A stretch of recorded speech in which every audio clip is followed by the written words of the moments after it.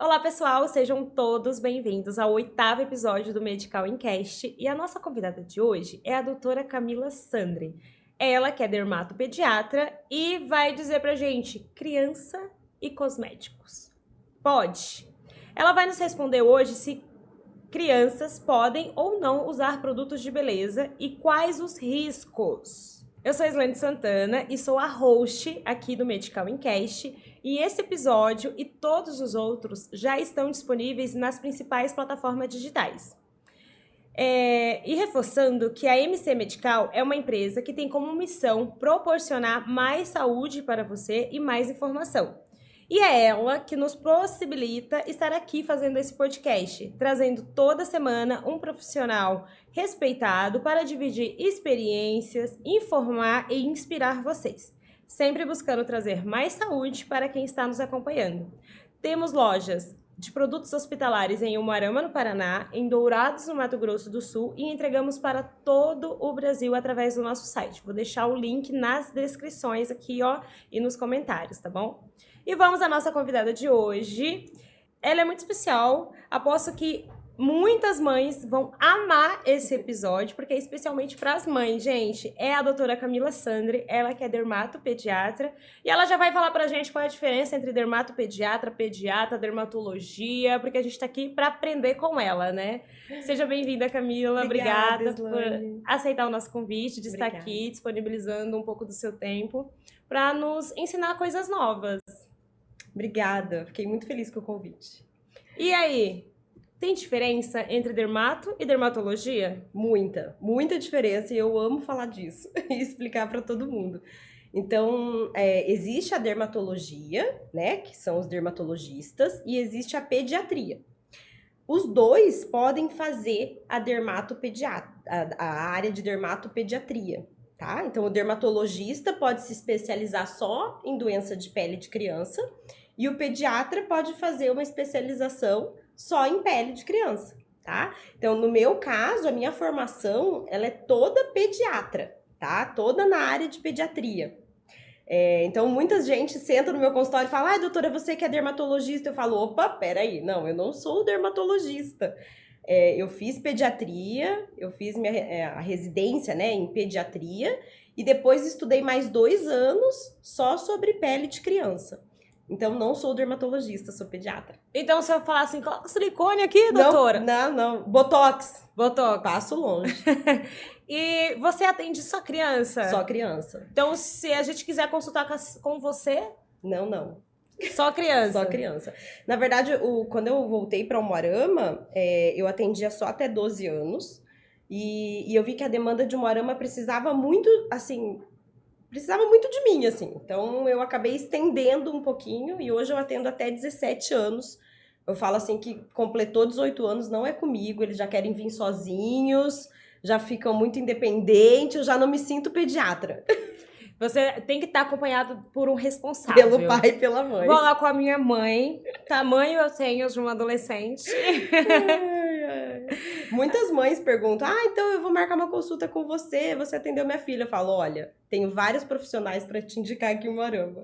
Camila, eu conheci você através de uma amiga que falou muito bem de você, fez uma maior propaganda, foi ela até que mediou, né, para eu conseguir te trazer aqui pro podcast, porque pensa, gente, a agenda da mulher é assim, ó, lotadíssima, requisitadíssima. E ela me falou que você tinha um projeto do Clube da Dermata? Isso, é o Clube da Dermatite Atópica. Por quê? Porque a dermatite atópica, ela é a doença que a gente mais atende no consultório da dermatologia pediátrica. Ela é o que mais nos demanda atendimento e cuidado, porque é uma doença crônica, uma doença bem difícil de tratar, tem casos muito graves, e eu percebi que ali no consultório eu não conseguia sanar todas as dúvidas, explicar como que era a doença. Então eu criei, esse ano eu ainda não fiz a reunião, mas no ano passado a gente teve 3 reuniões, e normalmente eu faço a reunião quando eu vejo que tem muito caso grave no consultório. E os meus casos graves, graças a Deus, agora estão bem. Mas quando eu vejo assim, que tá acumulando ali bastante caso grave dessa doença, é preciso ter algo a mais do que a consulta. Porque a consulta ali de 1 hora, 40 minutos, não traz benefício para as pessoas. Eles têm que conhecer a doença, eles têm que saber o que é a doença para conseguir tratar. Porque é uma doença crônica e ela é em crise, né? Tem hora que tá bem, aí ela volta, aí fica bem, aí ela volta. E ela tira muito, a dermatite atópica, ela tira muito a qualidade de vida da criança. Vamos ilustrar o que é a dermatite atópica para quem tá assistindo e não faz a menor ideia Tá. e às vezes pode ter. A dermatite atópica, normalmente, ela acomete dobras. Então, são lesões vermelhas, ásperas, em dobra, que coça muito. Da mãe, às vezes, falar que a criança acorda com sangue no lençol, de tanto que ela se coçou à noite. Então, imagina para uma mãe ver a criança se coçar e se arranhar a noite inteira, né? E é uma doença que não tem cura, né? Ela só tem ali o alívio do tratamento. E com a idade ela melhora, tá? Mas ela não tem cura, então é uma doença crônica.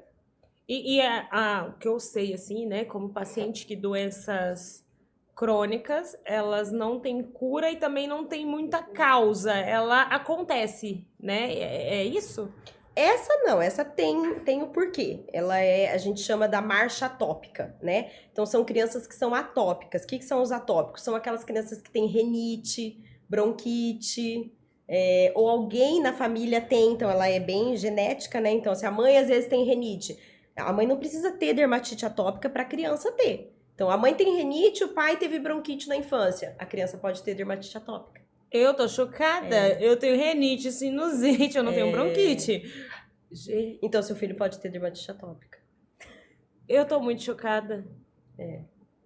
A gente fala assim, pra mãe entender, eu falo que a dermatite atópica é uma doença assim, a dermatite atópica, a rinite, a bronquite, né, os atópicos, eles reagem, eles têm resposta exagerada a coisas que não era pra ter, né? Então, se uma pessoa entra numa sala fechada com cheiro forte, não vai acontecer nada com ela. Quem tem rinite, o que vai acontecer? Espirra. Quem tem bronquite, tosse. E quem tem dermatite, coça. Eu tô muito chocada, porque... Elas são doenças irmãs. Eu falo pros pais, elas são doenças irmãs. Então, elas são a mesma doença. Uma no nariz, uma no pulmão e uma na pele. E a sinusite? A sinusite é bacteriana. Então, a sinusite não entra. Mas a sinusite e a rinite, ela acaba sendo meio... Se você tem rinite, você vai ter uma propensão maior a ter, né? Porque você vai ter secreção aqui nas vias aéreas e aí acaba infectando. Mas não entra na marcha da atopia, né? Gente, eu tô... E dando um gancho aí para o nosso episódio, há 20 anos atrás, a dermatite atópica não era assim, tão prevalente no nosso meio. Não tinha tantas doenças ou porque não era tão falada? Não tinha tanto. Era bem pouco. Então, pessoas que estão trabalhando há mais tempo com a dermatologia pediátrica falam assim, nossa, cada dia mais é crescente os casos de dermatite atópica. E aí se sabe agora que o uso exagerado dos cosméticos em criança, o uso exagerado de cosmético precocemente, trouxe essa doença para nós.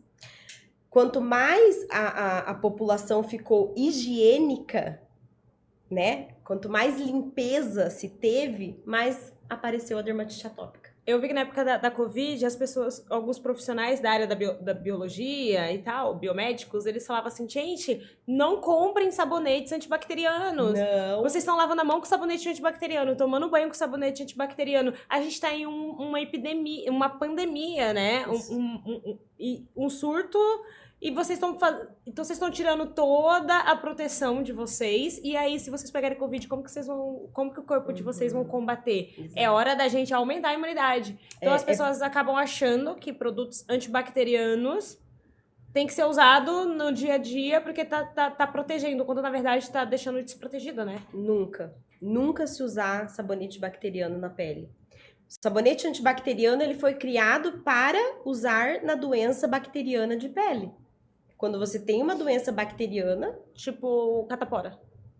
Catapora é vírus. Ah, tá. Mas, por exemplo, você ralou o joelho, então é uma porta de entrada para bactéria. Vai infeccionar. E aí infecciona e faz uma infecção bacteriana. Aí a gente vai usar o sabonete antibacteriano. Mas de dia a dia, você usar rotineiramente, você usar um sabonete antibacteriano, você tá tirando a bactéria boa do seu corpo também, não só a ruim. É porque as pessoas confundem bactéria com micro-organismo, né? Que são diferentes, não é? Um pra proteger, o outro é pra... Na verdade, eles são iguais. Tem os dois na nossa flora, né? Então, e a gente precisa deles. Não tem que tirar, né?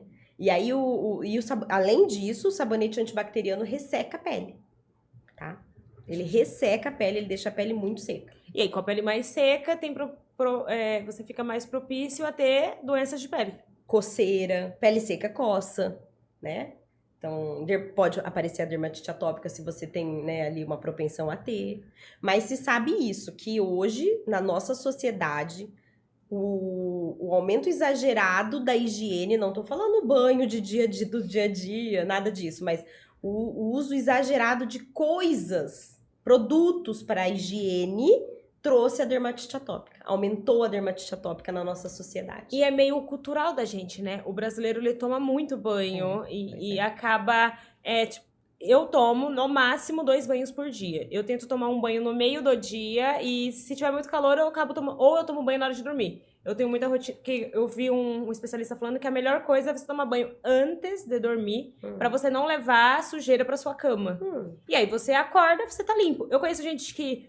Minhas amigas, elas vão estar assistindo isso. Elas tomam banho na hora de dormir, aí elas tomam banho assim que acorda. Aí eu falo assim, gente, para de tomar banho, por isso vocês estão doentes. E elas vivem doentes, e problemas de saúde de pele. E se você me perguntar, Camila, é bom pra pele, pra saúde da pele, o banho? Não, o banho é a coisa mais agressiva que você pode fazer na pele. Lógico que a gente tem que tomar banho, porque a gente vive num país tropical, muito né? quente. E a gente tem odor. Então a gente toma banho pelo odor, não pela saúde da nossa pele. Se você for ver em qualquer livro de medicina, de dermatologia, de pele, ele não indica o banho diário. Eu ia falar, 1 por dia tá bom. Então, nem 1 por dia. Por isso que os gringos tomam poucos banhos. Não, ninguém vai indicar isso, porque a gente tem odor, né? Então a gente toma banho. Nossa, chocada. Agora imagina isso, uma criança, né? Que aí nos estudos atuais, ele mostra pra gente que qual que é a população que mais tem dermatite atópica? São as populações mais ricas. Porque elas têm... Do que as populações menos favorecidas. Porque elas tomam mais banhos, mais banho, mais cosmético, mais produtos de higiene. Eu adoro ver pesquisa pesquisa das coisas. Eu gosto de acompanhar eu sou publicitária, então a gente tem que estudar o estilo de vida das pessoas, o hábito, o consumo, né? Que tudo... Se você toma mais banho, você vai usar mais produtos de beleza. Então, então aqui o Brasil é um dos países que mais consome produtos de beleza. Porque as pessoas tomam mais banho, lavam mais a cabeça, fazem maquiagem 2, 3 vezes por dia. Então, tudo isso é um hábito de consumo que a gente estuda. Então, eu gosto de ver, para entender na parte de como publicitária, para entender o mercado mesmo, né? O capitalista. E aí você acaba extraindo informações muito importantes e preciosas para a gente entender também a questão da saúde. Porque daí você vai vendo quais classes sociais têm mais problemas de determinados tipos de saúde. Assim, eu aposto que a classe social mais baixa tem mais problemas de saúde bucal. Exato. Porque tem menos recurso para ir em dentista, tratamento disso, tratamento daquilo. É muito diferente. Eu tenho 2 ambulatórios no SUS aqui em Moarama. Eu tenho um ambulatório no Centro de Especialidades Médicas e no CISA. Então, eu atendo 2 ambulatórios do SUS.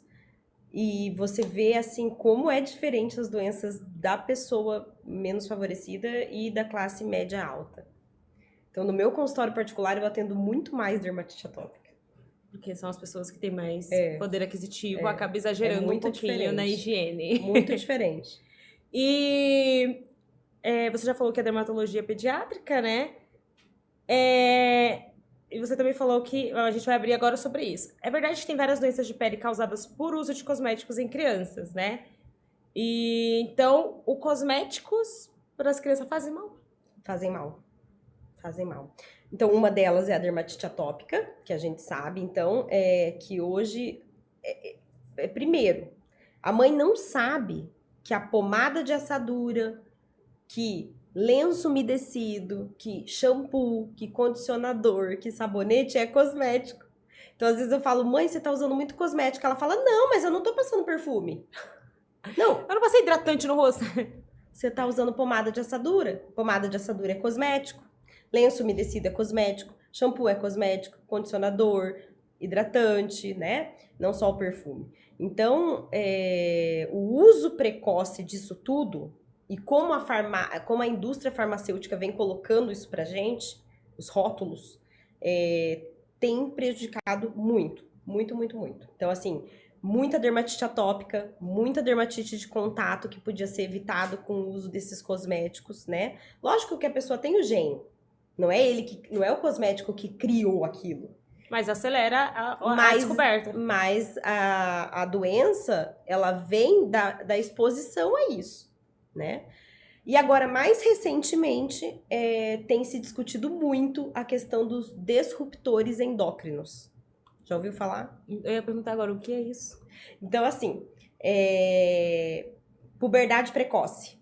Ah, entendi. Né? Hoje você sabe o quanto tem de puberdade precoce, né, nas crianças. As crianças estão menstruando antes dos 7 anos, 6 anos, né? E isso é muito precoce, tá? E antigamente se ligava muito à nossa dieta. E hoje os estudos mostram, então isso é muito recente, mostra o quanto os cosméticos têm disso também. Os cosméticos têm disruptores endócrinos. Então, você passa um hidratante da cabeça ao pé do seu filho e você acha que não vai pro sangue? Vai pro sangue. A pele é o nosso maior órgão. É o órgão maior do nosso corpo. E ele absorve tudo que você passa nele. E aí vem a indústria farmacêutica e coloca ali disruptores endócrinos, produtos, né, que fazem isso. Então, que aceleram a puberdade precoce. Hoje em dia tá ligado a esses produtos também, os dos disruptores endócrinos, estão ligados até a obesidade infantil. Porque eles fazem a parte hormonal, que o hormônio tinha que estar fazendo. Ou eles aceleram, ou eles diminuem. E é qualquer produto ou tem produtos específicos que os pais usam que são, tipo assim, os maiores causadores dessa puberdade precoce? Então, os cosméticos em si. E aí, quando a gente descobriu isso, que foi muito recente, tá? A gente virou, assim, expert em ler rótulo e saber aqueles nomezinhos dos rótulos. É difícil a gente passar isso para as mães. Qual é? Porque às Eu ia vezes perguntar muda. isso agora. Como que as mães recebem essa informação? É muito difícil, porque até para nós é uma coisa muito nova. Então, a gente teve que estudar mesmo aqueles nomezinhos ali chato do rótulo, e é difícil, eu tô aprendendo até hoje, porque é uma coisa muito nova. Mas é isso, a gente tá tendo que ler rótulo e tentar mostrar para a população. O que as mães podem fazer, que é mais prático e que eu tento colocar, assim, falar para elas? Fujam dos parabenos, né? Tá lá escrito parabeno free. Então, os parabenos... Sulfatos, siliconatos. Sulfatos, eftalatos, aqueles BPA free, que são os plásticos, né? Com BPA free. Esqueci. Petrolatos. Isso, petrolatos. E os mais, assim, recente é o perfume.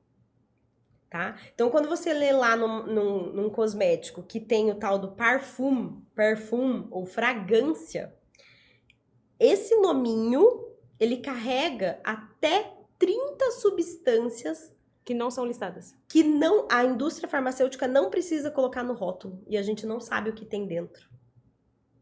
E isso tudo bem, a Anvisa liberou, assim, tá? Então, como que a gente vai saber o que eles colocaram, o que eles não colocaram? Não dá pra saber. Então, você foge disso aí na criança menor. Então, eu falo assim, até 1 aninho, não usar coisas com perfume, né? Isso é tão recente, tão importante, que hoje a marca mais famosa, que a gente fala assim, que é o cheirinho do bebê, que é a Natura, que tem lá o Mamãe Bebê, hoje eles lançaram uma linha sem fragrância. Porque já perceberam o que tá acontecendo. O quão importante é isso, entendeu? Então, assim, mães, fujam até 1 aninho, pelo menos, de coisas, de cosmético com cheiro, de cosmético que não precisa estar usando. Então, uma criança ali até os 6 meses, 7 meses, 8 meses, 9 meses, precisa usar condicionador e shampoo? Não. Não, ela precisa usar um sabonete. Lava o cabelinho da cabeça aos pés, né? Com o sabonete. E com o sabonete? E sem perfume. Sabonete sem perfume. Então, o mais indicado para bebê. sem perfume, líquido e infantil. Tipo aquele neutro, aquele comunzinho que a gente encontra no mercado neutro, né? Tipo shampoo neutro infantil. Isso. Esse pode usar que não tem Pode. problema. Nem todo neutro, né, é sem fragrância. Isso é Entendi. muita pegadinha. Tem que ser o neutro sem cheiro sem nenhum. cheiro. É poucos, tá? É poucos os que tem. É agora que a indústria está se dando conta e que a gente está divulgando isso, né? O pessoal médico está divulgando isso. Então, assim, recentemente a Natura colocou esse mamãe e bebê sem fragrância. Agora, no último congresso de dermatologia pediátrica que teve em Porto Alegre, a Johnson lançou também um sabonete sem fragrância. Mas tem no mercado. Tem no mercado. Então, o ideal seria o bebezinho usar um sabonete líquido infantil sem perfume, da cabeça aos pés até 1 aninho. De jeito maneira, passar perfume na pele. De jeito maneira, né? Coloca lá na roupinha que seja, tá? Deixa lá, depois veste a roupinha. Eu falo assim, pra mim, na verdade, eu falo para minhas pacientes que têm dermatite atópica, nem passar na roupinha, né? Mas se é uma mãe que faz questão, passa na roupinha no dia que for sair de casa, não no dia a dia. Sim. Né? Eu penso assim, eu tenho sinusite e renite. Então, eu tenho grande chance de ter um filho com dermatite atópica. Então, automaticamente, eu falo, eu não vou comprar nenhum tipo de produto com com proibidos nele, né? Eu sou cacheada, a maioria das meninas cacheadas acaba comprando produtos que são livre, né? Sem parabeno, petrolato, siliconato e sem sulfato, todos os ácidos. Já usa, né? Já usa porque tem uma pesquisa que falaram que até a cólica que a gente sente é por causa dos petrolatos e dos parabenos. É os disruptores endócrinos. Os absorventes, tanto que por isso que surgiu os coletores menstruais e as calcinhas coletoras para evitar os absorventes, principalmente o interno, porque eles têm muito parabeno e é o que causa tanta cólica. E eu vejo que muitas amigas falaram que regularam o ciclo menstrual e pararam de sentir cólica depois que trocaram para os coletores e para os disquinhos lá, né? Uhum. Então, se isso causa todas... Na gente que é adulto, imagina num bebê. Imagine um bebê.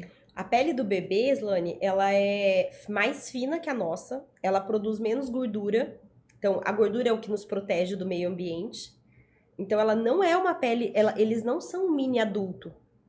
Eles são crianças. A pele deles é diferente do adulto. A pele da criança vai se tornar perto do adulto com 4 aninhos. Tá? Então, assim, super importante, assim, até os 12 anos, usar produtos infantis, não usar produtos adultos nessas crianças, né? Porque isso daí já ajuda bastante. Essa questão da fragrância na primeira infância, muito importante. E essas alergias que a gente tá observando muito, que não é só de pele, né? Mas você é pediatra. Tá crescendo muito o número de crianças já nascendo com muitas alergias. É isso. Alergia a leite, alergia a ovo, alergia a tanta coisa que eu não tenho filhos e eu penso, cara, eu não sei se eu quero pôr um filho no mundo, porque como que eu vou conseguir lidar com uma criança que a chance é altíssima hoje em dia, com tantas alergias? Como que uma mãe consegue lidar com tanta alergia? A alimentar já é um pouquinho diferente. Para você ter uma ideia, eu acho que é mais daí questão que a gente sabe diagnosticar mais hoje em dia. Porque o ovo, alergia ele tá na composição de praticamente quase tudo que é feito no mundo, né? Tudo. Vacinas. Tudo. E aí, uma criança com alergia, como que ela vai tomar vacina? É uma vida, e remédios? É difícil. É difícil. Mas hoje se sabe, tá? Que a exposição precoce a ovo, peixe, leite, hoje é o ideal. Para você não ter alergia alimentar. Olha como é diferente. Então, você já inserir na alimentação dele para ele evitar. Hoje é o preconizado. Então, a criança fez 6 meses, né? Ela teve um marco ali para poder comer. Você já libera ela entrar em contato com ovo, leite, soja, amendoim, do jeito que, né? Raladinho, do jeito certo. A gente chama de janela imunológica. Essa janela imunológica, ela vai do 6º mês ao 9º mês. Que é a chance da criança não ter alergia alimentar, quando exposta. Entendi. É diferente um pouquinho da pele. Eu nunca pensei muito sobre alergias, né? E aí, ultimamente, a gente vê muito casos de pessoas adultas, assim, sem saber comer o camarão puff. Aí eu falei assim, cara, eu comia camarão, assim, eu não sabia que eu não tinha alergia, mas eu comia, assim. Dá medo, né? Hoje, tudo que eu vou comer, eu fico assim, eu não sei se eu quero comer isso. Aí eu falava assim, tem gente que tem alergia a amêndoas, que comeu puff. E aí alguém fala, que é amêndoas? Sai daí! E eu falo, cara, eu não sei se eu tenho alergia. E aí, aí hoje em dia, é tantos casos que a gente já... Coisas que há 5, 6 anos atrás eu não pensava e eu ia experimentando tudo que... Olha, experimenta isso aqui. E hoje a gente já vê casos de pessoas com alergias enormes a coisas tão comuns e que a gente nunca parou pra pensar. E aí você pode, não na primeira infância, você não ter e adulto você desenvolver ou não? Não, é raro. É raro, É né? raro. É raro. Então, se a criança nunca teve Normalmente- alergia àquilo, a camarão, criança, ela não vai ter A gente adulto. chama de, assim, aquela resposta imediata de alergia é sempre ali mais cedo. Mais cedo, Mais né? cedo. Então, se ela não teve, não vai ter. Difícil. E assim, a gente falou sobre dermatite atópica. Quais outras doenças que são de pele, que também as crianças estão desenvolvendo hoje muito mais cedo? Então, dermatite de contato, né? A dermatite de contato É tipo aquela do alérgica. brinco? Isso, do níquel, né? Então, o bebezinho lá já sai da maternidade com o furinho, com o brinquinho, né? Hoje o níquel tem em vários cosméticos, tem em comida. Níquel tem em comida, né? Então, nesse caso do brinco, é melhor colocar logo cedo ou colocar na fase adulta ou não colocar? Do brinco, eu sempre falo pra mãe colocar mais tarde. Demorar, né? Sempre colocar mais tarde. Mas eu sei que na nossa sociedade é difícil, né? Mas E- é mais tarde. O indicado é mais tarde. Além dessa de dermatite de contato, tem a psoríase. Daí já não é alérgica, né? A Aí psoríase, ela é entra doença de pele, mas doença não é alérgica. inflamatória. É uma doença inflamatória, vitiligo, autoimune. E essas doenças têm relação com o quê? Depende, a psoríase é inflamatória, genética também, Então, se a mãe tem, a criança... pode ter. E qualquer coisa que inflama, E vitiligo- desencadeia essa E de doença? vitiligo é autoimune. Não, Então, assim, a psoríase, é inflamatória, então se eu comer chocolate, vai... Não tem ligação. não, é mais É outro tipo de genético inflamação, mesmo. né? Aham. Pode estar ligado mais emocional.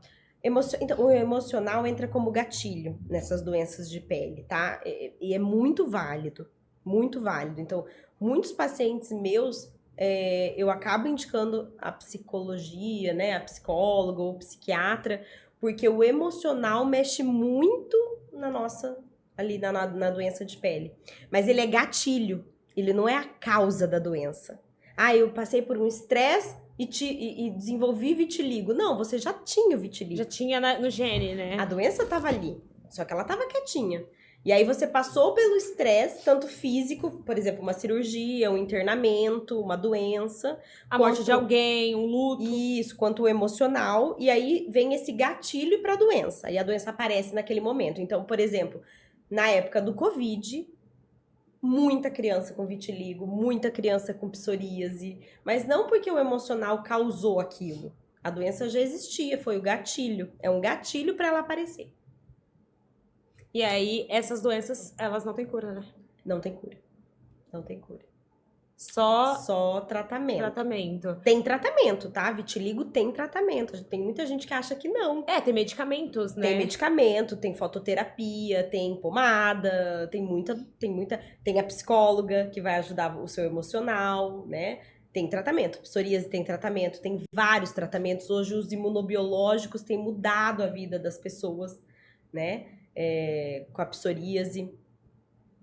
Tem tratamento, mas não tem cura. Então, assim, às vezes tem uma remissão e daqui um pouco ela passa um estresse de novo, a doença volta. Dessas, qual que é a pior? Você sabe que... Agora você me pegou. Mas você sabe que o vitiligo, ele não é o pior, mas ele mexe muito com a mãe, com a criança. Com a autoestima. E eu fico pensando o quanto a nossa sociedade chegou com a questão da estética, que uma doença que não te causa dor, não te causa nenhum mal na saúde física, nunca vai fazer você ficar internada, nunca vai fazer você tomar uma injeção, né? Que a criança tem medo da injeção. Nunca vai fazer a criança ter dor. E quando você fala pra mãe, olha, é vitiligo, a mãe desaba. Eu acho é uma doença que afeta muito o campo da projeção, né?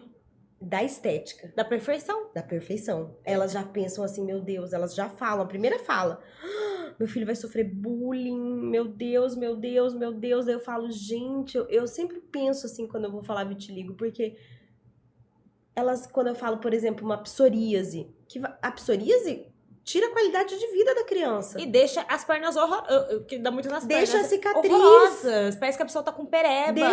Dói. A psoríase às vezes dói, a psoríase às vezes coça. E elas encaram numa boa o diagnóstico. Porque pode esconder. Agora, o vitiligo, quando você fala... Então, não é que é o pior, mas é o que mais eu vejo que, assim, Causa danos. abala, Né? abala a estrutura da família. E eu sempre tento bater nessa tecla, assim, sabe? Mãe, o seu filho vai ver a doença como você tá vendo. Exatamente. Se você pedir pra ele esconder, se você não elevar a autoestima dele, se você não fortalecer ele, essa doença vai tomar conta dele. Eu tenho amigos que têm vitiligo. Eu tenho um primo que tem. E ele sempre teve uma mancha branca na cabeça. A vida inteira ele teve uma manchinha branca desde que ele nasceu. E todo mundo achava que era tipo, normal. Quando na verdade aquilo já era um vitiligo. Só que a gente só percebeu. Ele já tinha mais de 25 anos. Os pais dele se separaram. E ele ficou muito abalado. E aí a doença começou a surgir, não parava. Aí que todo mundo se tocou que aquela manchinha branca no cabelo que ele tinha desde nascença era o vitiligo. Que, tipo assim, o cabelo dele clareou aqui. E aí o médico falou, isso aqui era vitiligo, sempre foi. Só que você tá passando por um problema emocional. E aí agora? Tomar remédio pra controlar ali. Porque quanto mais emotivo ele ficava, né, emocionalmente instável, mais a doença ia subindo. E aí ele controlou. Só que ele não tinha tanta diferença de cor, né? Ele era uma pessoa mais ou menos da sua cor, então o vitiligo aparecia, mas não era tão visível. E eu tenho uma amiga que é bem branca, e também eu falei pra ela assim, se o vitiligo avançar no seu rosto, é melhor do que não avançar, porque daí você uniformiza. Agora, quando é numa pessoa mais ou menos da minha cor... Fototipo alto, aparece mais. Aí é algo que não tem como você esconder com maquiagem. Por isso que o Michael Jackson, que é o caso mais famoso que a gente tem de vitiligo no mundo, né? Ele despigmentou. Ele acelerou o processo porque pra ele era mais fácil ficar todo branco do que cobrir escuro, porque já não tinha mais como, né? Porque, claro que ele é um recorte de uma pessoa mundialmente famosa, sem o controle da vida dele, e que tava ali naquela vida de gente famosa, de altos e baixos horríveis. Então, como controlar o emocional, né? Então, o Michael Jackson foi por um caminho, e as pessoas acabam indo, que não entende, que é o vitiligo, acha que ele não queria ser preto, quando, na verdade, pra ele foi mais fácil se tornar branco. E talvez até a própria doença, a gente não sabe, né? Às vezes até a própria doença avançou. Então, claro que avançou. Os documentários que dizem que avançou muito a doença dele. E pra ele conseguir... eu vi isso por causa de um apresentador americano, que ele é negro e ele de telejornal, e ele tinha o vitiligo. E o vitiligo dele avançou tanto que chegou um ponto que ele não conseguia mais cobrir. Porque era muito. E atacou bem o rosto dele. E aí ele mostrava o processo. E era assustador. No sentido de... Era muito doloroso pra ele o processo da maquiagem. Pois é, mas por que cobrir, né? É que ele era negro bem retinto. Então era uma situação que pra ele... E você fica, peraí, mas... Ou eu vou ficar branco, nesse caso, ou eu tenho que manter. Quando a pessoa tem um tom de pele próximo, não é tão visível, né? Você tem que ser muito atento pra ficar ali, prestando atenção. Então eu vejo como que o vitiligo, ele afeta mais por isso, né? É o psicológico. O psicológico é uma dor por dentro, né? É estético, né? E a nossa sociedade tá muito estética. Então, às vezes eu falo, meu Deus, mas eu dei um diagnóstico agora há pouco de uma doença bem mais grave. E a mãe não chorou. E aí eu vou falar do vitiligo e a mãe chora. Mas é por isso, porque ela já sofre pelo filho lá na frente, talvez sofreu um bullying, não ser aceito, né? Então hoje eu tenho uma Barbie com vitiligo e a minha Barbie é negra, super linda. E as crianças entram lá, elas brincam lá e eu falo, nossa, talvez a gente está mudando a sociedade hoje. Né, nessa visão. Porque tem aquela coisa de ou você é assim ou você é assado. Exato. E o vitiligo vem pra mostrar que você É aqueles dois. Eu tenho paciente que tem alopecia areata, que é uma doença autoimune também, e que perde todo o cabelo. E não tem câncer, né? E todo mundo olha pra ela na rua e acha que ela tem câncer. E é também, isso aí é uma doença muito, muito, assim, abala demais o psicológico, perdeu o cabelo. O que me levou pra terapia, que foi o início, eu sou super acelerada, gente. Quem vai me ver, eu assim, Igual eu. Mas eu nunca sofri com ansiedade. Por incrível, eu sou acelerada, porém eu vivo na marcha lenta, né? Então, tipo, eu falo, ih, daqui a pouco eu faço. Aí eu vou e faço. Mas eu não sou uma pessoa ansiosa. Quando eu descobri, na pandemia, a alopecia areata, eu acordei, tava doendo, e aí eu olhei, mãe, o que é isso? Um buraco? Meu Na Deus. hora eu liguei pra uma amiga que já tinha passado por isso, e ela falou, vai pra uma tricologista. Aí a tricologista já me passou o tratamento, que é todo o tópico, né? É o tópico que fala quando você passa pra... Isso, uso top. É, o tópico, não era de medicamento nem nada. E eu levei de boa. Aí passou 15 dias. E as pessoas, quando via, ficavam chocadas quando eu mostrava meus amigos. Fazia uma cara. E eu levando na maciota. Ai, vai nascer. Eu tinha muito cabelo. Um belo dia eu fui pesquisar a doença Ai, ai, ai. no Google. Não façam isso. Não façam isso, mães, por favor. Quando eu digitei alopecia areata no Google, eu fui vendo histórias, vídeo no YouTube, relatos de pessoas que foi perdendo o cabelo 100%. E eu já tava estabilizada, já tinha parado a queda. Ali, eu não dormi mais aquele dia. E no outro dia eu fiquei com ataque. Eu comecei a ter ataques de ansiedade. E como eu nunca tinha tido, eu ficava mal, porque eu tava sentindo aquilo, eu não sabia que era aquilo, aquele sentimento de que eu ia morrer. Que horror. E eu pensava, meu Deus, todo mundo elogia meu cabelo, e se eu ficar careca? Aí eu fui entender o que eu tava enfrentando. Eu devia ter continuado sem entender o que eu tava enfrentando. Não põe no Google, meu Deus do céu. Porque o Google ele vai te mostrar o que há de pior na doença. E aí eu fiquei desesperada. O que é raríssimo. Por exemplo, quantas alopécias areata eu trato em criança? Eu tenho uma que caiu todo o cabelo. Sim, porque... Então é o raro, né? O raro vai pro Google. Eles não vão mostrar as coisas boas. Que todo mundo pode ter, várias pessoas têm. E aí eu comecei o tratamento, em 2 semanas já tava nascendo os pelinhos de novo. Ótimo. Aí a tricologista falou assim, olha, que bom, se tá nascendo fiozinho, significa que você vai nascer cabelo e tal. Só que, gente, eu tinha o cabelo que vinha aqui. Caiu tudo. Vai demorar. Hoje, esse cabelo tá mais ou menos aqui. Metade. Esse fiozinho. Isso foi em 2020. É um processo. E ele vai nascer mais fraco até ele pegar força. Isso. Quando minha amiga contou assim pra mim, olha, amiga, deixa eu ver. Quando ela viu que já tinha fiozinhos, ela falou assim, você é um milagre. O meu levou 1 ano pra nascer fios. Aí quando as pessoas começaram a ver que o meu já tava respondendo, e ainda tipo assim, meu Deus, como assim já tá nascendo? Aí eu percebi que não era o fim do mundo. Aí eu acalmei, mas eu fiquei 1 semana tendo ataques de ansiedade. E aqui começou a fazer meu cabelo cair mais. Aí eu desenvolvi o quê? Dermatite seborreica. Porque eu comecei a ficar muito ansiosa. E ainda o médico fala, você tem que ficar calma, porque o psicológico... E eu tava fazendo campanha política. Eu era publicitária, eu tava gerenciando 2 campanhas políticas. Era ano de eleição. Meu Deus. Toda hora era um surto. E eu não podia, eu tinha picos de estresse. E eu não podia ficar estressada. Aí o cabelo caía, eu ficava desesperada. E aí, quando passou a crise de ansiedade, estabilizou.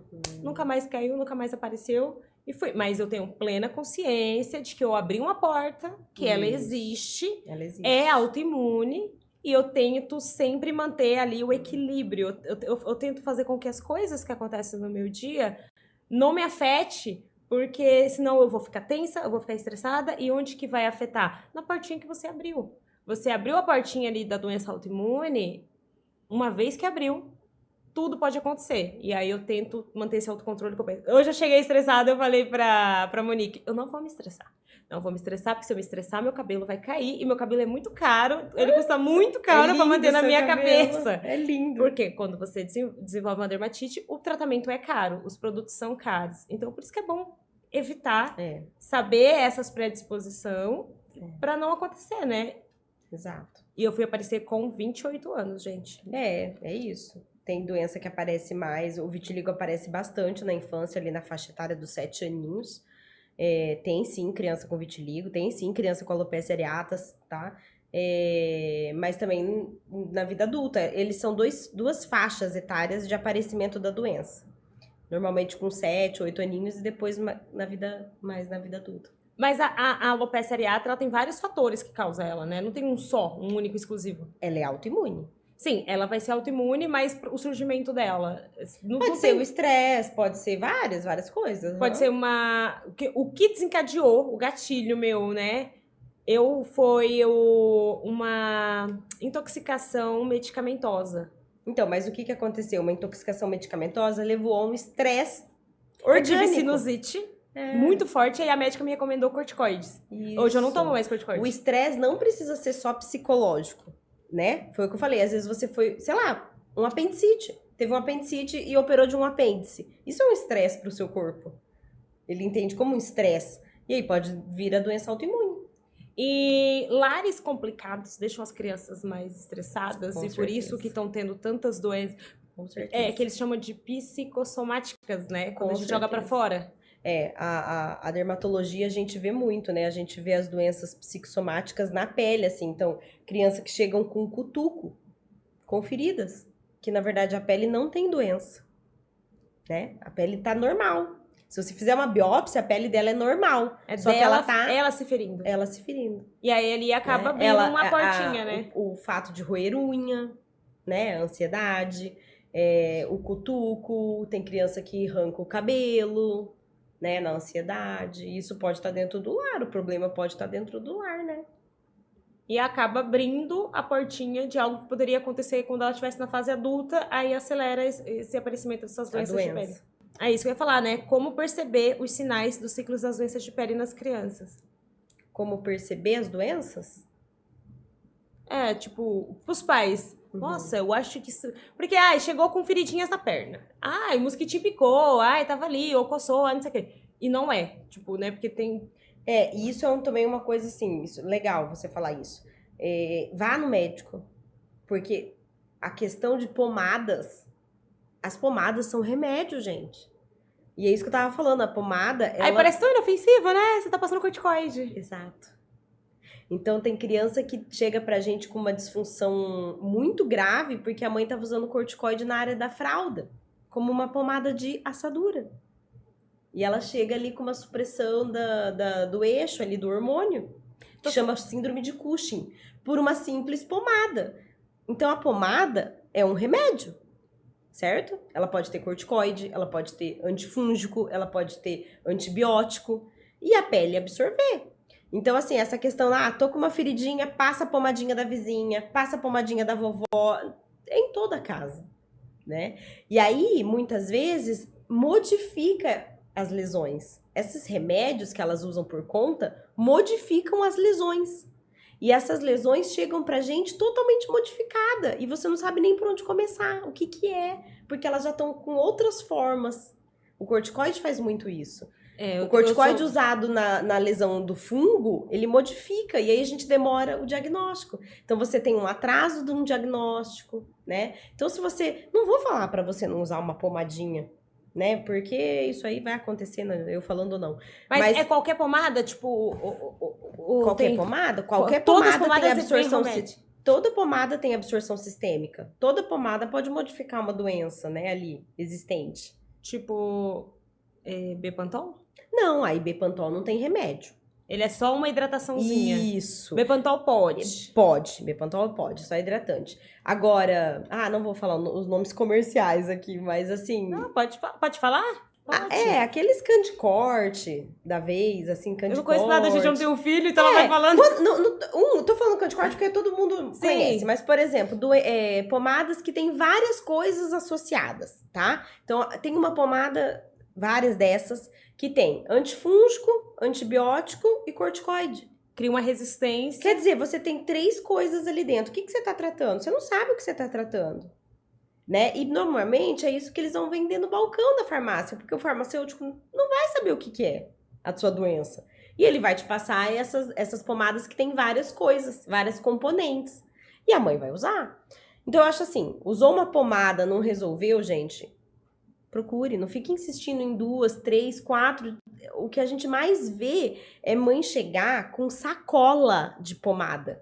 Sacola! Ela abriu uma sacola e ter 10 pomadas, 20 pomadas que ela usou antes de procurar um especialista. E as doenças, elas acabam se camuflando também. Exato. Parecer uma coisa que não é. E a doença de pele é o que mais faz, né? A doença de pele ela é muito difícil. Muito difícil, porque elas se parecem muito, né? Então, assim, além de você estar fazendo a absorção sistêmica de um medicamento, que você tem que ter isso em mente, pomada é medicamento, essas pomadas são medicamentos, elas vão pro seu sangue, vai pro sangue do seu filho. Você pode estar modificando as doenças e atrasando o diagnóstico, né? Então, usou uma pomada, usou 2 pomadas, vai no médico. É tipo em Dr. House, né? Quando você assiste Dr. House, que ele chega quando eu sempre cito o Dr. House aqui. Ótimo, formada em Dr. House. As pessoas não entendem, né? Mas em Dr. House, ele é um cientista. Ele é um médico cientista. Então, ele tenta descobrir as doenças porque chegam depois do paciente já ter ido em vários médicos, tratado várias coisas que não era. E aí, ele chega lá e eles têm que pegar o paciente e fazer ele de cobaia, né? Ele vai testando. Será que é lúpus? Então, dá corticoides. Ixi, não era lúpus. Eles vão tentando descobrir porque a pessoa chegou com vários sintomas de várias coisas que não chega em lugar nenhum. Eles têm que ir testando até o paciente. Que é mais ou menos... Por isso que eles descobrem doenças malucas lá e no final nunca é. Geralmente é uma coisa muito simples. Muito simples. Mas o paciente tomou um monte de coisa. Foi em tantos médicos. Pra você ter uma ideia. E isso não é incomum. Muitas Então mães... aquilo lá tipo, pode acontecer na vida real, que a gente vê em House lá. Pode, vixe. Com certeza. Então, assim, às vezes a mãe chega lá, abre lá a sacolinha, e isso é muito comum. Abre a sacolinha lá, 20 pomadas. O que eu falo?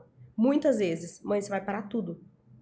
Eu não prescrevo nada na primeira consulta.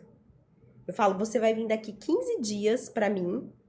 É um detox na criança. Sem né? usar nada. Ela fala, meu Deus, mas como assim? Já tá terrível. E você fala pra eu não usar nada? Porque eu preciso ver a doença.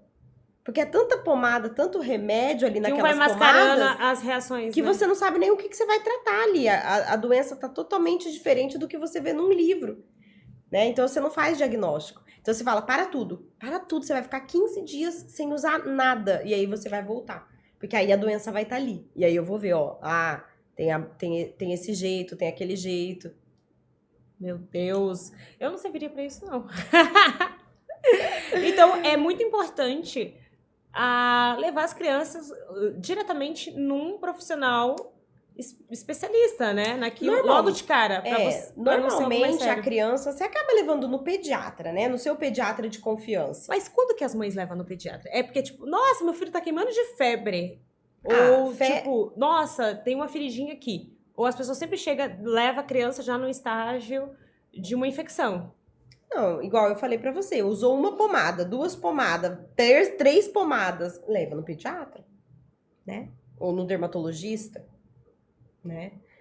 Febre daí já é mais complicado. É porque as pessoas falam, nossa, tá queimando de febre, agora eu vou levar no pediatra. Febre assusta, né? Mas febre é uma resposta do nosso organismo. Febre não tinha que assustar. Tem muito mais sinais que assustam nós, pediatras, do que febre. Tipo o quê? Vômito sem parar, desidrata a criança, né?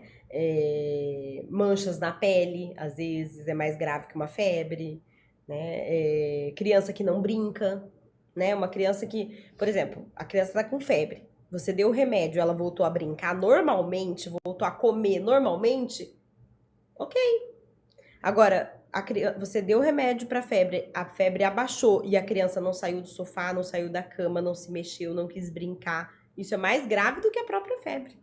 Nossa, chocante. Porque a febre é só um sinal de que o corpo tá passando respondendo a algo, né? E se tomou o remédio, ficou bem, respondeu. Se não tomou o remédio, não melhorou, então não ficou bem. O estado geral da criança fala mais do que febre. Tá? Criança foi feita pra pular, pra gritar, pra chorar. Se a criança ficou muito silenciosa, sem animação. Isso aí vai preocupar o pediatra muito mais do que uma febre de 40 graus. Febre de 40 graus não preocupa, gente. É o corpo reagindo ao invasor. Tipo, essa criança tá quieta, né? Tem alguma coisa errada. Exato, tem. Leve no pediatra. E a questão da ferida é isso. Eu sei que não dá pra levar a criança por qualquer ferida real. Mas se você já usou a pomadinha lá, sei lá, usou 1, 2, 3, a ferida não cicatrizou, não melhorou, gente, não use N pomadas. Leve no pediatra, leva no dermatopediatra, leva no dermatologista. Então, assim, a gente tá falando sobre. A gente falou sobre várias doenças aqui, doença de pele, utópica, inflamatória, autoimune. Mas além do pediatra, do dermatopediatra, é importante mais profissionais, os pais, para ter esse acompanhamento das crianças, tipo psicólogo. Sempre. Eu gosto muito do tratamento multidisciplinar. Eu amo, amo. Pra mim, assim, igual as doenças autoimunes, eu bato muito na psicóloga para ter esse acompanhamento, porque a família tem que se estruturar, né? Na alopecia areata, né? Eu tive um caso de uma criança que perdeu todo o cabelo e a gente, mais pra frente, com intervenção da psicóloga, descobrimos que ela estava sofrendo um bullying gravíssimo na escola, assim, muito grave mesmo, de assédio. E só depois de meses de tratamento psicológico, não era nem o tratamento da alopécia, ela repilou todo o cabelo. Então, eu gosto muito do tratamento multidisciplinar. Então, é um conjunto. Vamos lá, gente. Apareceu algo estranho, leve no dermatopediatra. Beleza, começou o tratamento. Tá controlando, mas não tá tendo melhora? Que controlar e melhorar são diferentes, né? Tá ali, beleza. Então agora vamos saber o que tá causando. Isso. Aí a causa geralmente é psicológica, né? A maioria. Nas doenças autoimunes, tipo Isso. vitiligo. Na dermatite atópica tem muito isso. Então eu acho assim, nossa, na dermatite atópica eu quase sempre indico o tratamento psicológico. Até porque as crianças... Porque como é uma doença que desestrutura toda a família, por conta da coceira, da mãe ver aquela criança se coçar, eu acho que até a família precisa de apoio nesse caso. Porque senão eles não conseguem melhorar, às vezes só com remédio. Porque daí a mãe cria muita expectativa, né? Que a criança, tipo, tô fazendo tudo, precisa melhorar. E a criança não melhora, ela vai trazendo pra ela também, né? E aí vira uma cobrança, vira um looping ciclo ali. Exato. Vira. Emocionalmente instável, né? E na dermatopediatria eu preciso muito da ajuda psicológica. Muito, muito, muito. Em várias doenças. A gente tava falando aqui mais cedo, antes, né? Sobre esmaltes. Isso. E quais outras coisas, aí você pode explicar do esmalte, além do esmalte, que as mães acabam deixando os filhos usarem ou fazerem, que é prejudicial para a saúde dela até a longo prazo? Então é isso, né? Colocar as crianças precocemente aos cosméticos, né? Não tô falando que você não vai deixar nunca a sua filha passar um esmalte ou uma maquiagem. Mas hoje no mercado existem coisas legais, né? À base de água, produtos infantis. Não são todo produto infantil que é legal também, tem que tomar cuidado. Mas aí a gente chega num ponto assim, por que uma criança tem que usar esmalte? Né? Por que uma criança tem que usar maquiagem? Aí já chega um outro ponto, né? Além do cosmético, a gente chega num ponto que criança não tem que estar usando, né? Criança não tem que se cobrir de maquiagem. Não tem que usar joias. Não tem que usar bijuteria. Criança é criança, né? Então, assim, você tá ensinando o quê com isso? Talvez não a imagem real dela. Talvez isso que eu penso, sabe? É meio complicado, né? Mas, além disso, tem o fato do uso do cosmético precoce. Não, mas é isso que você falou, é muito válido. É muito a imagem válido. real. A gente tem vários memes na internet que mostra assim, eu com 9 anos, aí uma criança suja, os cabelos assanhado, e aí hoje uma menina de 9 anos, toda emperequetada, com a bolsinha da Gucci, no salão, um celularzinho na mão, assim. Eu acho muito triste. É uma imagem que não conversa, né? E aí a galera fala assim, eu quando tinha 9 anos era assim. Gente, cadê as crianças brincando na lama, descalça, com a roupa suja de comida mesmo ali? Não existe mais isso, né? E eu acho, como pediatra, eu me sinto na obrigação de levar isso para as mães, sabe? Então, às vezes, tem mãe que leva a criança lá e fala, olha, eu quero que ensine skincare para ela antes da puberdade. Então, não tem nem acne. Né? Vai acabar acelerando, né? E desenvolver mais então, acne. Não, eu pego leve com elas, né? Então eu falo, olha, talvez um protetor solar é legal, uma limpeza bem adequada da sua pele. E eu bato na tecla mesmo, olha, não use maquiagem, não use, né? Fala pra ela é tão linda, é uma criança, ela é linda, ela não precisa de esmalte. Eu falo assim, a tia velha aqui que tem que usar maquiagem, eu que tenho mancha, você não tem mancha. Por que isso? Porque a criança ela tem que crescer com a imagem dela. Eu vi ai, desculpa. Imagina. Eu vi uma matéria, assim, que viralizou na internet. Nos Estados Unidos, uma garota de 15 anos contratou uma maquiadora para produzir ela às 5 da manhã na casa dela, para ela ir pro primeiro dia de aula no ensino médio.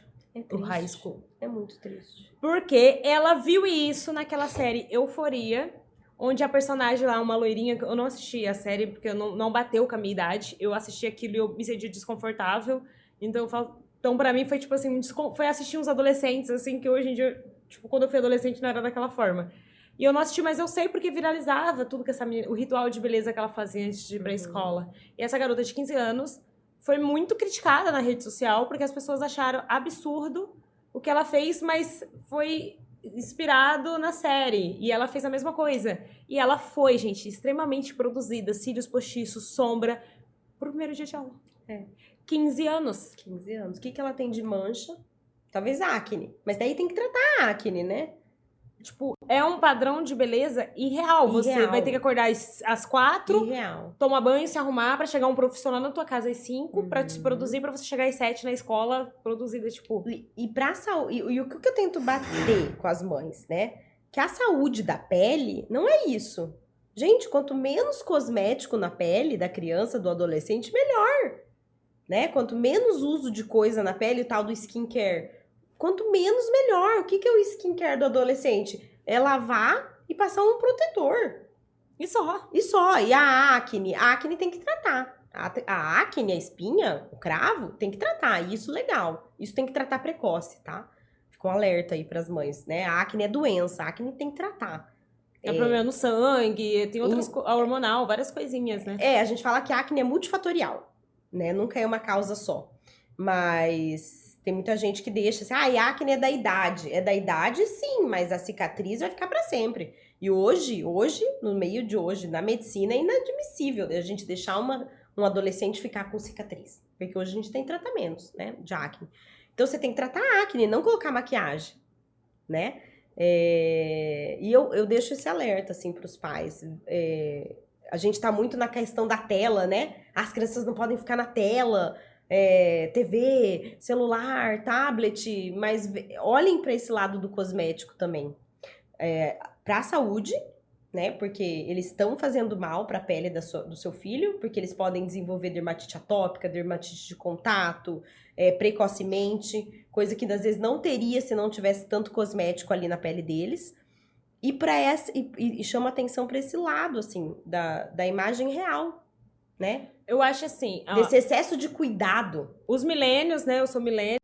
Você também é, não é? Milênio do quê? Os milênios, que nasceu entre 85 e 95. Mentira, menina. Você não sabe a idade que eu tenho. Você não é milênio? Não sou milênio. Eu sou milênio. Então, a minha geração são os pais do momento, né? Que é a galera de 30 a mais que tem os filhos agora.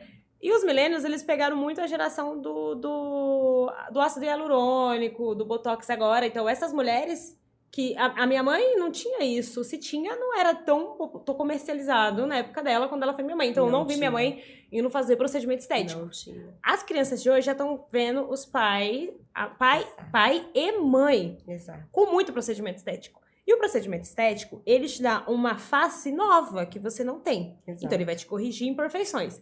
Só que os seus filhos vão nascer com o narizinho. Com o narizinho que papai e mamãe corrigiu, que papai e mamãe colocou ácido e modelou, o queixinho pequeno que papai e mamãe tem grande porque fez aumento de mento. Exato. Então, os pais talvez estejam se projetando nas crianças, porque eles estão olhando para as crianças e estão vendo aqueles defeitos que eles corrigiram neles através de procedimentos estéticos. Só que as crianças elas têm que se enxergar daquela forma, se amar ou não daquela forma, a partir de um processo individual delas. Exato. Então, elas precisam ter o tempo delas, aí quando chegar ali com 18, 20, 30 anos, pera lá, não gosto disso. Isso. A partir dela. Mas como os Isso pais... é muito importante. Como os pais estão se modulando tanto, eles estão olhando para as crianças e já estão inserindo os defeitos. Eles criticam. Eu vejo muito, tá? Eu vejo muita mãe criticando cabelo, eu vejo muita mãe criticando pele, né? Antes do adolescente. Então, a pergunta que eu sempre faço para os meus adolescentes: isso te incomoda? Ou tá incomodando a sua mãe? E às vezes eles falam assim: é ela, eu não tô me incomodando com isso. E aí é onde entra o reforço positivo. E os pais estão fazendo o caminho contrário. Eu não sei o que vai ser, porque é isso, né? Os nossos pais não tinham procedimento estético. E hoje as crianças e os adolescentes estão crescendo com a gente fazendo loucamente procedimento estético.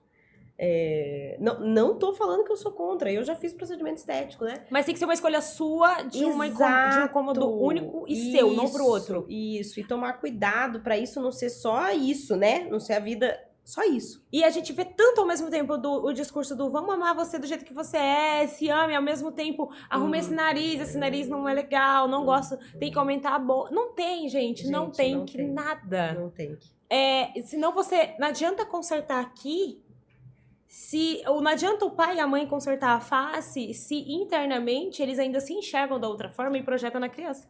Eu acho um limite muito sutil essa questão do procedimento estético. Eu acho que tem que ser trabalhado com muito cuidado. Porque a criança, quando ela crescer, ela tem que chegar nessa vontade de querer mudar por conta dela. Já teve adolescente de me pedir pra usar produto de ácido pra clarear a mancha.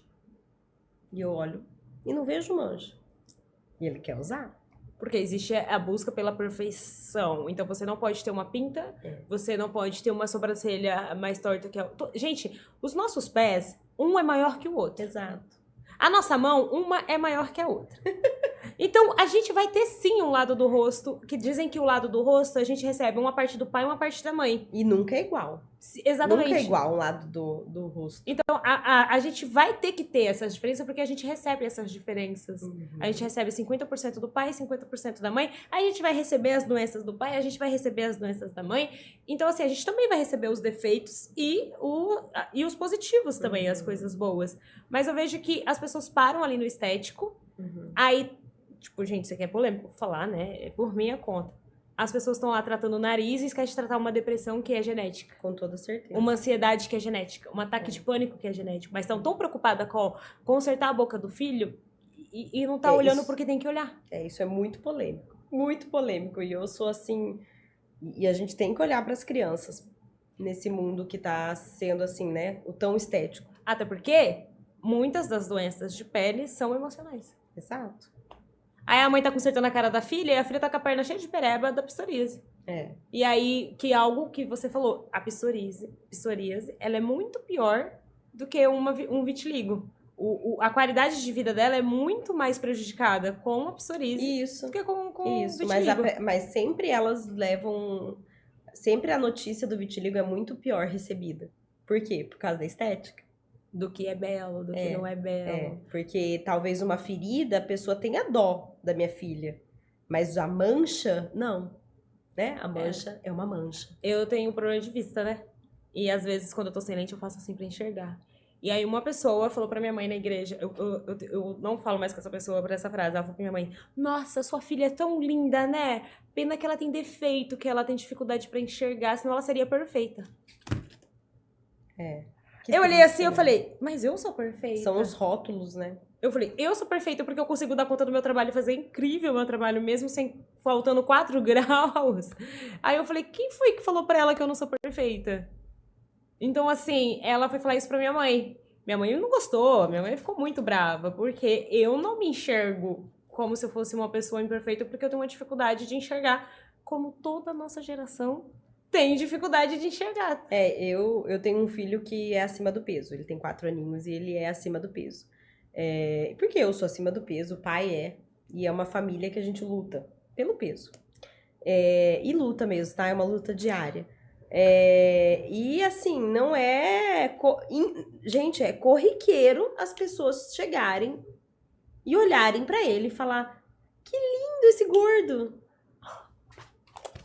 Ai, se é meu filho alguém falar isso, essa pessoa vai Que falar lindo! essa frase, vai ser a última que ela vai falar na vida dela. Olha esse gordinho, que lindo que ele é gordinho, né? Ele é gordo, que lindo. E assim, nossa, gente, eu nunca tinha sofrido isso. Nunca tinha sofrido. Porque quando eu era menor, criança, eu não era gordinha. O gordinho apareceu depois, assim, na faculdade e tal. E eu falo, gente, quanto rótulo, né? É porque as pessoas acham que só existe um tamanho, uma cor e uma forma. E não é. É bizarro. A gente.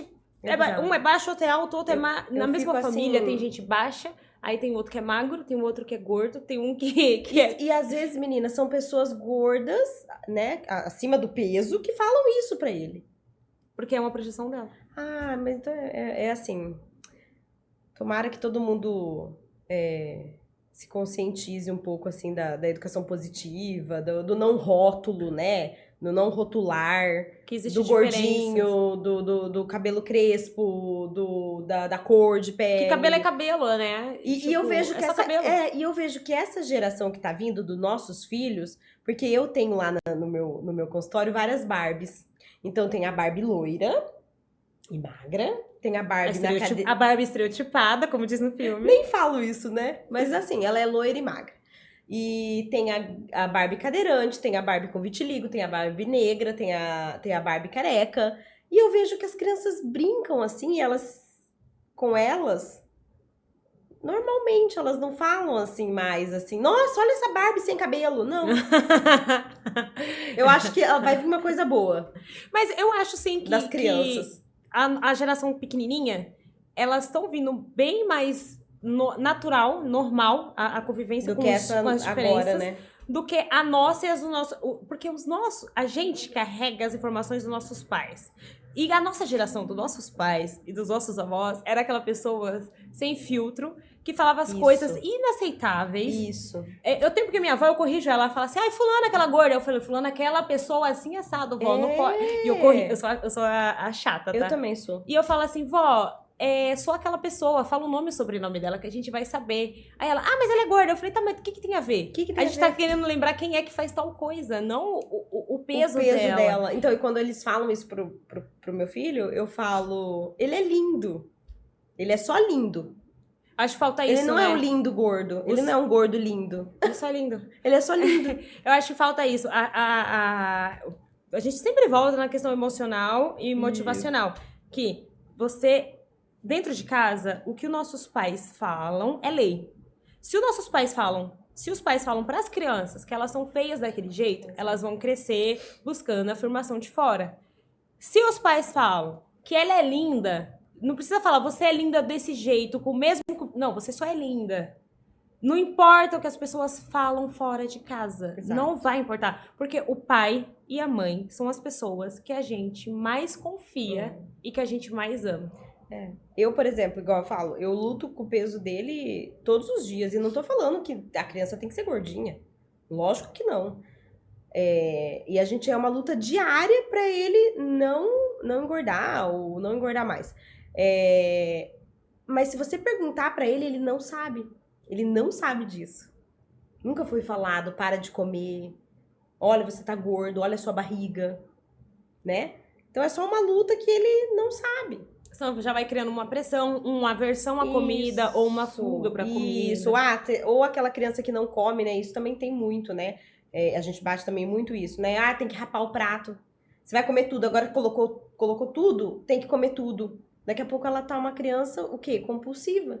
Porque ela aprendeu que ela tem que sair da mesa, não com a saciedade, mas rapando o prato, comendo tudo.